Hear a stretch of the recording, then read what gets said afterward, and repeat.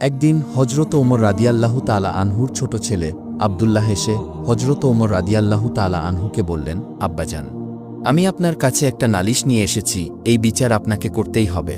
বাবা গো, আমি শুনেছি আপনার ভয়ে নাকি শয়তান পর্যন্ত রাস্তা ছেড়ে দিত। আমি এটাও শুনেছি যে আপনি নাকি বাঘের গালে থাপ্পড় মারতেন। কিন্তু আপনার ছেলেকে কেউ অপমান করবে, এটা আপনি কখনো বরদাস্ত করবেন কি? হজরত ওমর তখন বললেন, আব্দুল্লাহ, কি হয়েছে তোমার? আমার কাছে সবকিছু খুলে বলো। তখন আব্দুল্লাহ বললেন, আব্বাজান, হুসাইন আমাকে গোলামের বাচ্চা গোলাম বলে গালি দিয়েছে। এই কথা শুনে হজরত ওমর রাদিয়াল্লাহু তাআলা আনহু অবাক হয়ে তার ছোট ছেলে আব্দুল্লাহকে জিজ্ঞেস করলেন, তুমি কি ঠিক শুনেছ যে তোমাকে হুসাইন গোলামের বাচ্চা গোলাম বলেছে? জবাবে আব্দুল্লাহ বললেন, হ্যাঁ, আমি ঠিকই শুনেছি। হুসাইন আমাকে গোলামের বাচ্চা গোলাম বলে গালি দিয়েছে। তখন হজরত ওমর রাদিয়াল্লাহু তাআলা আনহু বললেন, ঠিক আছে, হুসাইন যদি তোমাকে এই কথা বলে থাকে তাহলে অবশ্যই হুসাইনের বিচার করা হবে। পরের দিন হজরত ওমর রাদিয়াল্লাহু তাআলা আনহু নিজেই হজরত আলী রাদিয়াল্লাহু তাআলা আনহুর বাড়িতে আসলেন। তখন ওমরকে দেখে হজরত আলী রাদিয়াল্লাহু তাআলা আনহু বললেন, হে ওমর, আপনি হঠাৎ আমার বাড়িতে? জবাবে হজরত ওমর বললেন, হে আলী, আমি একটা দরকারে এসেছি। তারপর হজরত ওমর আলীকে জিজ্ঞেস করলেন, হে আলী, হুসাইন কি বাড়িতে আছে? জবাবে হজরত আলী রাদিয়াল্লাহু আনহু বললেন, হে ওমর, হুসাইন তার ঘরের মধ্যেই আছে। তারপরে হজরত আলী রাদিয়াল্লাহু তাআলা আনহু ওমরের কাছে জানতে চাইলেন যে ওমর, হুসাইনকে কি দরকার?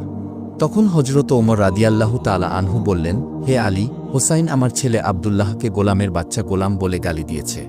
তখন হজরত আলী বললেন, হে ওমর, হুসাইন তো এমন কথা বলতে পারে না। ঠিক আছে, যদি হুসাইন এই কথা বলে থাকে তাহলে তাকে ডেকে আনছি। অতঃপর হজরত হুসাইন রাদিয়াল্লাহু তাআলা আনহুকে ডেকে আনা হল।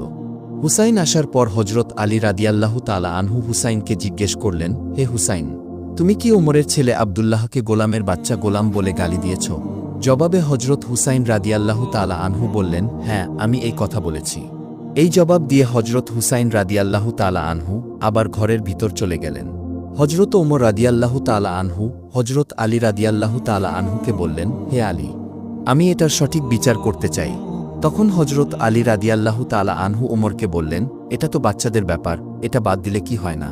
তখন হজরত ওমর বললেন, হে আলী, ব্যাপারটা যদি বাদ দেওয়ার মতো হতো তাহলে আমি নিজেই বাদ দিয়ে দিতাম। হে আলী, আগামী শুক্রবার নামাজের পর মসজিদে নববীতে এই বিচার হবে। আপনি হুসাইনকে নিয়ে আসবেন। এই কথা বলে হজরত ওমর রাদিয়াল্লাহু তাআলা আনহু চলে গেলেন। হজরত ওমর চলে যাওয়ার পরে হজরত আলী রাদিয়াল্লাহু তাআলা আনহু ঘরের ভিতরে প্রবেশ করলেন এবং হুসাইনের ঘরে গিয়ে জিজ্ঞেস করলেন, হে হুসাইন, তুমি ওমরের ছেলে আব্দুল্লাহকে গোলামের বাচ্চা কেন বলেছ?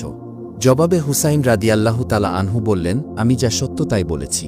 তারপরে শুক্রবার দিন মসজিদে